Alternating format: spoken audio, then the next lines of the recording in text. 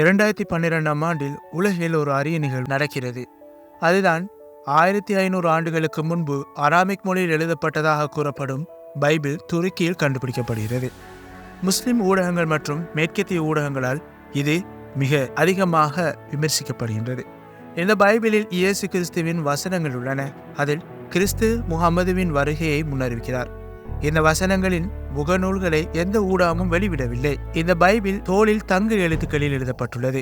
முகப்பு அட்டையின் படத்தில் அராமிக் கல்வெட்டுகளும் சிலுவையின் ஓவியமும் உள்ளது. நவீன அசிரியன் நியோ அராமிக் என்று அழைக்கப்படுகிறது.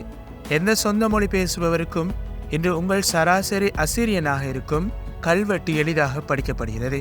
கீழேயுள்ள கல்வெட்டு வெளிப்பட்ட புகைப்படங்களிலிருந்து மிகவும் தெளிவாக தெரியும். பின்வருவனவற்றை கூறுகிறது. பிசிமித் மரன் பைஸ் இக்டிவா ஆஹக்டவா அல் இடுத்தே டி ரப்பனே டி டேரா இல்லையாபி நின்வேபி சீதாட்டி அல்பவா கம்சம்மா டி மரன். மொழிபெயர்ப்பை பார்த்தோமானால், எங்கள் இறைவனின் பெயரில் இந்த புத்தகம் நினிவேயில் உள்ள உயர் மடாலயத்தின் துறவிகளின் கைகளில் நமது இறைவனின் 1500ஆவது ஆண்டில் எழுதப்பட்டுள்ளது. நினிவே பண்டைய ஆசிரிய தலைநகரமாக, அது மட்டுமன்றி தற்பொழுது வடக்கு ஈராக்கில் மொசூலுக்கு அருகில் அமைந்துள்ளது. எழுத்து பிழைகள் உடனடியாக தெரிகிறது. முதல் வார்த்தை பிஷிமிட் மரட், நம் இறைவனின் பெயரில். டி என்பதற்கு பதிலாக டி என்று தவறாக உச்சரிக்கப்பட்டுள்ளது. ஆசிரிய மொழியில் உள்ள டி என்பது ஜெனிட்டிவ் ஆகும். மேலும் அது பின்வரும் வார்த்தையின் முன்னோட்டாக உள்ளது. இது பிஷிம்மா டி மரனை படிக்க வேண்டும். பிஷிமிட் மாறன் அல்ல. குறிப்பு வாக்கியத்தின் கடைசி வார்த்தை டி மாறன், அதாவது நம் இறைவனின் என்று சரியாக நாம் உச்சரிக்க வேண்டும். முதல் வார்த்தையில் மற்றொரு எழுத்துப்பிழையும் உள்ளது. அசிரிய மொழியில் பெயர் என்பதன் சரியான எழுத்துப்பிழை ஆஸ்மா ஆகும். ஆரம்ப ஏ அமைதியாக இருக்கும்.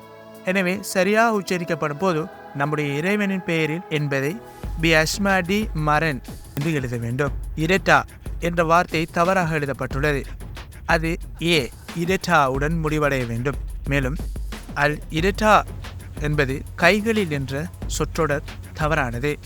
அது பி இரட்டா கைகளால் என்று படிக்க வேண்டும். கீழே உள்ள வாக்கியம் புத்தகத்தை குறிக்க இக்டாவா, அதாவது புத்தகம் என்ற வார்த்தையை பயன்படுத்துகிறது.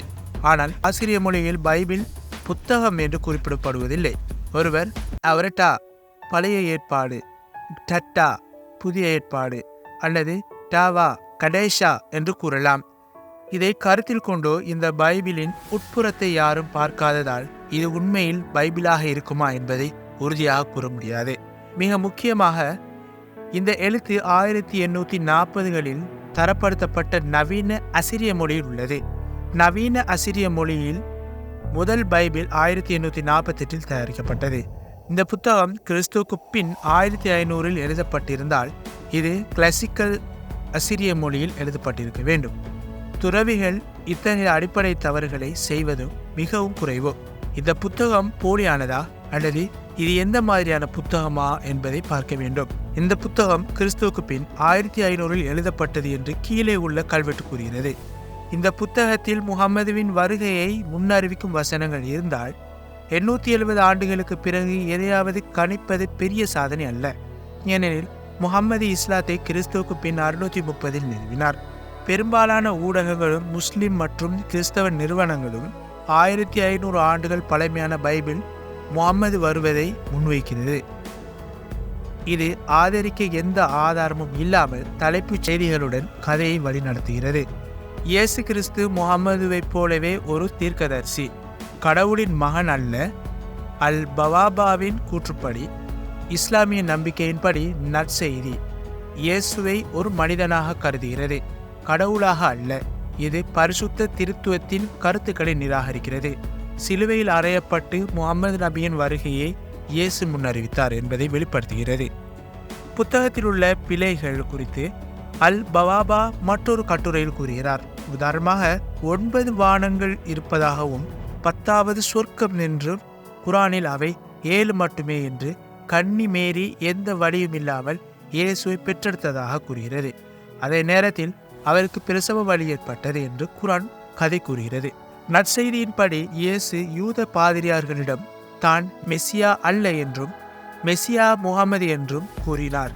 இதன் பொருள் ஒரு மெசியாவின் இருப்பை மறுப்பது. அவர் உண்மையில் இயேசு கிறிஸ்து, மேலும் இயேசுவை முகமதுவையும் ஒரே நபராக தோன்றும்.